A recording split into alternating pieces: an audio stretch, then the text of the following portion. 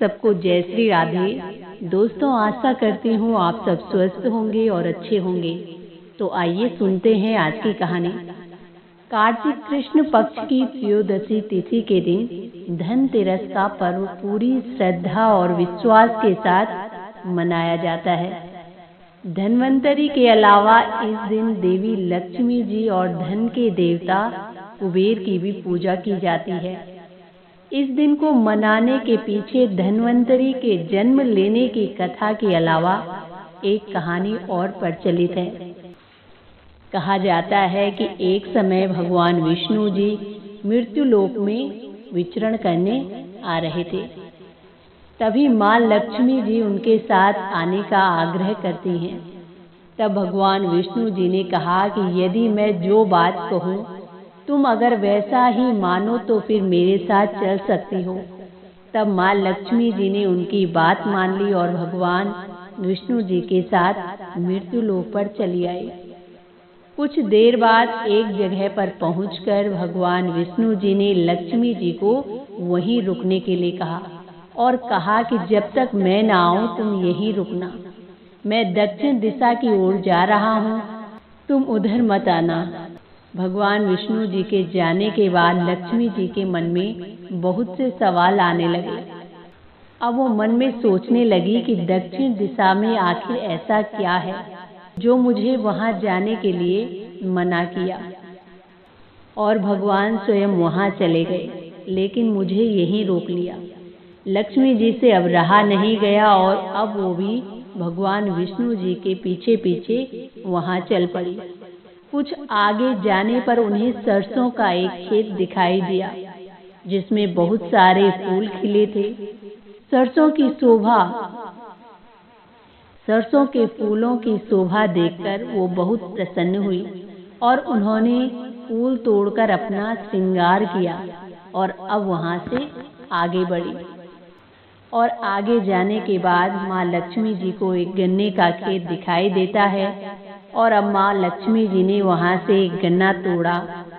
उसी क्षण भगवान विष्णु जी वहां आए और ये देखकर माँ लक्ष्मी जी से नाराज होकर उन्होंने उन्हें श्राप दे दिया और कहा कि तुम्हें इधर आने के लिए मना किया था, लेकिन तुम नहीं मानी और किसान के खेत में चोरी का अपराध कर बैठी और अब तुम इस अपराध के लिए किसान की 12 वर्ष तक सेवा करोगे।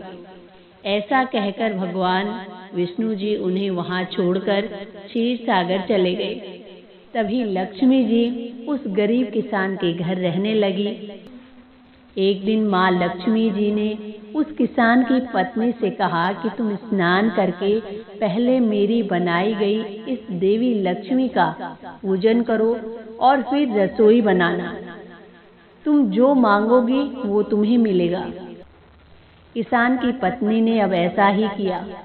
पूजा के प्रभाव और लक्ष्मी जी की कृपा से किसान का घर दूसरे ही दिन धन धान्य और स्वर्ण से भर गया। लक्ष्मी जी ने किसान को धन धान्य से पूर्ण कर दिया। किसान के 12 वर्ष बड़े आनंद से कट गए। फिर 12 वर्ष बाद लक्ष्मी जी जाने के लिए अब तैयार हुई और अब भगवान विष्णु जी माँ लक्ष्मी जी को लेने वहां आए तो किसान ने उन्हें भेजने से इनकार कर दिया। तब भगवान विष्णु जी ने किसान से कहा कि इन्हें भला कौन जाने देता है, ये तो चंचला है, कहीं नहीं ठहरती, इनको बड़े बड़े नहीं रोक सके। इनको मेरा श्राप था, इसीलिए ये 12 वर्ष तक तुम्हारे घर में रुक गई और अब तुम्हारे यहाँ की सेवा 12 वर्ष में पूरी हो चुकी है। और अब किसान हट करने लगा कि नहीं, मैं तो लक्ष्मी जी को नहीं जाने दूंगा।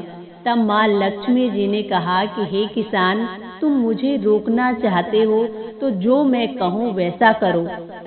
तुम कल अपने घर को खूब अच्छे से साफ करना, लीप कर स्वच्छ करना, रात्रि में घी का दीपक जलाकर रखना और सायंकाल मेरा पूजन करना और एक तांबे के कलश में रुपए भरकर मेरे लिए रखना। मैं उस कलश में निवास करूंगी, लेकिन पूजा के समय मैं तुम्हें दिखाई नहीं दूंगी और इस एक दिन की पूजा से वर्ष भर के लिए मैं तुम्हारे घर से नहीं जाऊंगी। और इतना कहकर माँ लक्ष्मी जी दीपकों के प्रकाश के साथ 10 दिशाओं में फैल गई। और अगले दिन किसान ने माँ लक्ष्मी जी के कहे अनुसार उनका खूब पूजन किया। उसका घर धन धान्य से पूर्ण हो गया। इसी वजह से हर वर्ष धनतेरस के दिन माँ लक्ष्मी जी की पूजा की जाने लगी। तो दोस्तों, ये थी आज की कहानी। इसी के साथ जय श्री राधे, जय श्री कृष्णा।